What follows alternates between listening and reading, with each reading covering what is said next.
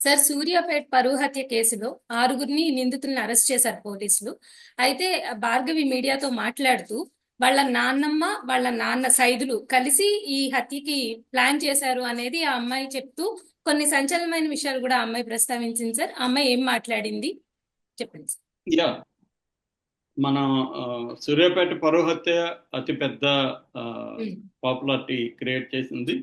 So ఆ, అది ఎంత సంచలనమైందో మనకు తెలుసు. ఎందుకంటే అవును ఆ, మామూలుగా మనకి జనరల్ గా ఏం జరుగుతుంటదంటే అగ్రకులం వాళ్ళని వాళ్ళ ఆ, అబ్బాయిల్ని ఆ, ఒక దళితులు కానీ లేకపోతే బీసీలు కానీ పెళ్లి చేసుకున్నప్పుడు ఇలాంటి దాడులు జరుగుతుంటాయి. కానీ గత కొంతకాలంగా బీసీలే దళితుల మీద చేసే దాడులు అనేవి బాగా పెరిగినట్టుగా ఆ, మనకి డేటా చెప్తుంది.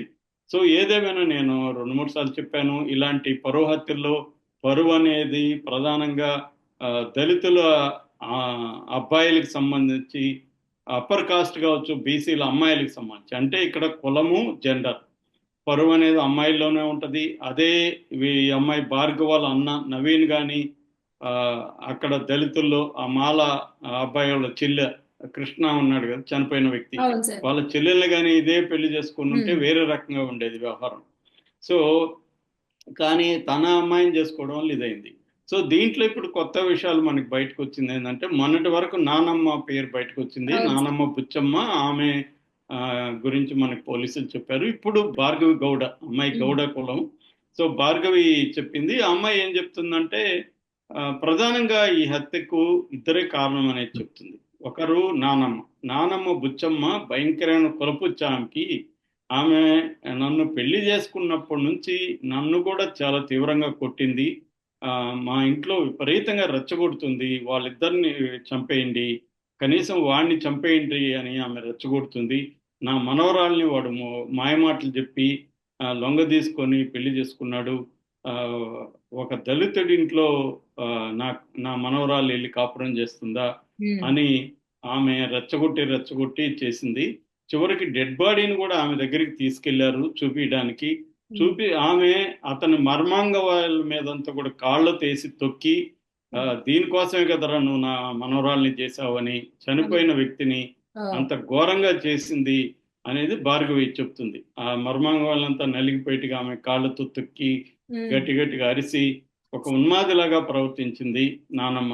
ఆమెకి విపరీతమైన కులపిచ్చి ఆమె వల్లనే ఈ హత్య జరిగిందని చెప్తుంది. రెండవది ఆ, వాళ్ళ నాన్న నాన్న సైదులు మొత్తం స్కెచ్ అంతా గీసింది, దీని ప్లానింగ్ అంతా ఇచ్చింది, ఈ మొత్తం టీంని గైడ్ చేసిందంతా కూడా సైదులే అని చెప్తున్నారు. వాళ్ళ అన్న నిజానికి ఒక ఫ్రెండ్ కదా, కొట్టి వదిలేద్దాం అన్న ఉద్దేశంతో ఉన్నాడు. కానీ వాళ్ళ నాన్న సైదులు దీన్ని సీరియస్ గా తీసుకున్నాడు. నాన్న నానమ్మ ఇద్దరు కలిసి ఆ, కొడుకు తల్లి తల్లి కొడుకులు దీన్ని సీరియస్ గా తీసుకొని పిల్లల్ని రెచ్చగొట్టారు. నవీన్ని వాళ్ళ తమ్ముడు వంశీని రెచ్చగొట్టారు. దాని తర్వాత బైరు మహేష్ అనే ఒక అబ్బాయి, వాళ్ళ ఫ్రెండ్, అబ్బాయి పేరు రాజశేఖర్ ఏదో ఉంది, వాళ్ళ ఫ్రెండ్ నల్గొండ అబ్బాయి, మొత్తం వీళ్ళు 6 మంది ప్లానింగ్ అనమాట. సో ఆ, అలాగా వీళ్ళు తీసుకెళ్లి ఆ శవాన్ని కూడా అతను బతుకున్నప్పుడు కూడా పట్టుకొని వెళ్ళారు. 5 గంటలకు వెళ్ళాడు ఇతను. మహేష్ పిలిస్తే ఒక పంచాయతీ ఉంది అని చెప్తే అప్పటి నుంచి అతన్ని బాగా చిత్రహింసలు కూడా పెట్టారు. ఆ, మామూలుగా చంపలేదు, వాళ్ళు చిత్రహింసలు కూడా చేసి నా హస్బెండ్ ని చంపారు. సో దారుణం. చంపిన ఉరేసి చంపారు. దాని ఉమ్, తర్వాత బండరాయితో కొట్టారు తలంతా. అదంతా బతుకున్నప్పుడే కొట్టారని చెప్తున్నారు. దాని ఉమ్, తర్వాత అతను చనిపోలేదని మళ్ళీ ఉరేసి ఆ, చంపేశారు. చనిపోయినా కూడా బాడీని డిక్కీలు వేసుకొని తిప్పారు నల్గొండ అదంతా కూడా. దాని తర్వాత వాళ్ళ నానమ్మ దగ్గరికి తీసుకొచ్చి ఇందాక చెప్పినట్టుగా ఆమె కసి తీరడం కోసమే, నానమ్మ నాకు ఆ డెడ్ బాడీ కావాలి, నేను వాడిని ఆ, చూడాలి, చనిపోవడాన్ని చూడాలి అని చెప్పి ఆమె దగ్గరికి తీసుకొచ్చారు. ఆమె కక్ష తీర్చుకునింది అతని డెడ్ బాడీ మీద, కాళ్ళతో తన్నుతూ ఇవన్నీ చేసింది. సో వీళ్ళొక కులపిచ్చి విపరీతంగా ఉంది, అందుకే ఇలా చేశారు అని భార్గవి వాపోతుంది. సో మా నాన్నమ్మని, మా నాన్నని, మా అన్నని ఉరి తీయండి అని ఆమె ఏడుస్తూ మాట్లాడుతుంది. ఇక్కడ ఏంటంటే చాలా మంది ఫేస్బుక్ లో అక్కడ కూడా కామెంట్లు ఏం చేస్తున్నారంటే, ఎంతో ప్రేమగా పెంచుంటారు కదా కూతుర్ని, అలాంటి అమ్మాయి వాళ్ళని ధిక్కరించి ఇష్టం లేకుండా అట్లాంటి అబ్బాయిని పెళ్లి చేసుకుంటే ఎవరైనా కూడా ఏం చేస్తారు? చంపిన తప్పు కావచ్చు, కానీ ఈ అమ్మాయి చేసింది కరెక్టా? ఇలాగ మాట్లాడుతుంది. ఇది రాంగ్ యాటిట్యూడ్ ఖచ్చితంగా.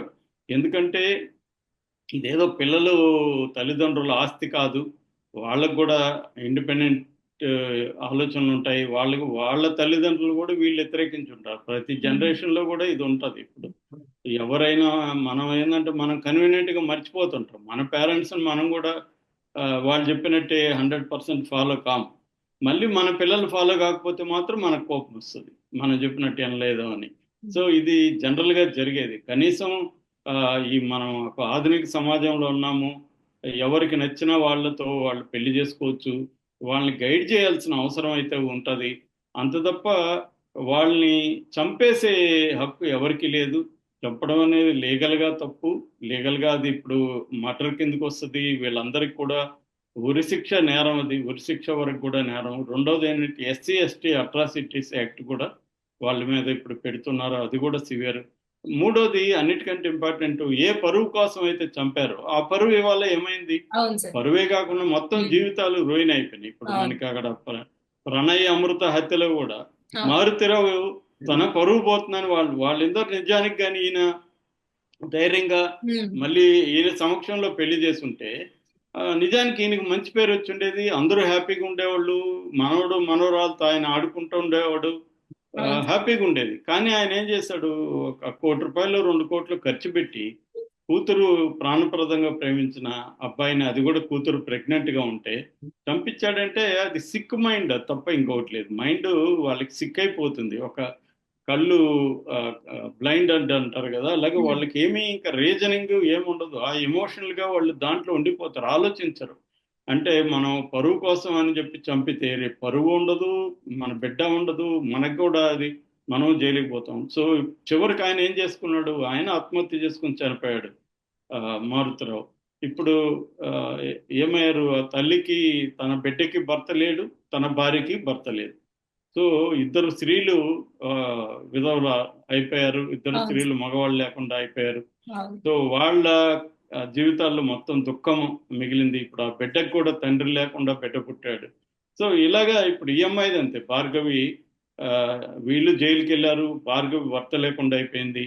సో ఇంత ఇది కొంత ఆలోచిస్తే బాధ ఉండొచ్చు ఖచ్చితంగా. వాళ్ళ పాయింట్ ఆఫ్ వ్యూ ఆలోచిస్తే తల్లిదండ్రులుగా బిడ్డ ఇలా చేసినప్పుడు బాధ ఉంటుంది. నేను చాలాసార్లు చెప్తుంటాను. నాకు ఆ మధ్య కూడా మా ఊర్లో కూడా మా ఊరి దగ్గర ఒక అబ్బాయి ఇట్లాగే SC అమ్మాయిని పెళ్లి చేసుకుంటే అతను నన్ను సలహా అడిగాడు. ఊర్లో ఉంటే నాకు చాలా ఇబ్బందులు ఉన్నాయని చెప్తే నేను కూడా సలహా ఇచ్చాను. మీరు ఊర్లో వద్దు, మీరు ఎక్కడికన్నా వేరే టౌన్కి వెళ్ళి కాపురం పెట్టుకోండి, ప్రశాంతంగా, మీకు ప్రశాంతంగా ఉంటుంది, వాళ్ళకే ఉంటుంది అని చెప్పి. చాలాసార్లు ఏం చేస్తారంటే పిల్లలు కూడా తెలియక, ఇప్పుడు అమృత వాళ్ళు కూడా చేసిన తప్పు ఏంటంటే అక్కడే కాపురం పెట్టడం, ఆయన ఎదురుగానే వీళ్ళు ప్రీ వెడ్డింగ్ వీడియోలు చేసి దాన్ని సోషల్ మీడియా ఇంకా రెచ్చగొట్టే కార్యక్రమాలు అవసరం లేదు. కావాలని రెచ్చగొట్టడం అంటే అర్థం చేసుకోవాలి. హ్యూమన్ బీయింగ్స్ వాళ్ళు కూడా వాళ్ళ పాయింట్ ఆఫ్ వ్యూ ఏంటి, వాళ్ళు ఎలా ఫీల్ అవుతుంటారు, దాన్ని మనం ఎలా ఫేస్ చేయాలి అనేది అర్థం చేసుకోకుండా ఇక్కడ కూడా అదే జరిగింది. ఈ అమ్మాయి అబ్బాయి అక్కడే సూర్యాపేటలోని కాపురం పెట్టి వాళ్ళ కళ్ళ ముందే ఇతను పంచాయతీలు చేస్తూ తిరుగుతూ బైకులు ఎక్కించుకుని అమ్మాయిని ఇలా ఉండడం వల్ల ఏమవుతుందంటే రోజు ఆ గాయం ఒకటి, వాళ్ళకి ఆల్రెడీ ఒక గాయమైంది. అది గాయం అవడం తప్ప అని నేను చర్చించట్లేదు, అయింది. దాన్ని నువ్వు ఇంకా పెంచినట్టుగా చేయడం అనేది ప్రాక్టికల్ గా కరెక్ట్ కాదు. మనం అనొచ్చు, అవును మా ఇష్టం కదా. మన ఇష్టం ప్రకారమే జరగదు సమాజంలో. మనం అనేక విషయాలు మనం అర్థం చేసుకొని వాటిని డీల్ చేయాలి తప్ప నా ఇష్టం, నాకు ఫ్రీడమ్ ఉంది, నా ఇష్టం వచ్చినట్టు ఉంటాను అనేది ఉండకూడదు. లవర్స్ కూడా ఆలోచించాలి. మనం ఒక పెళ్లి చేసుకున్నప్పుడు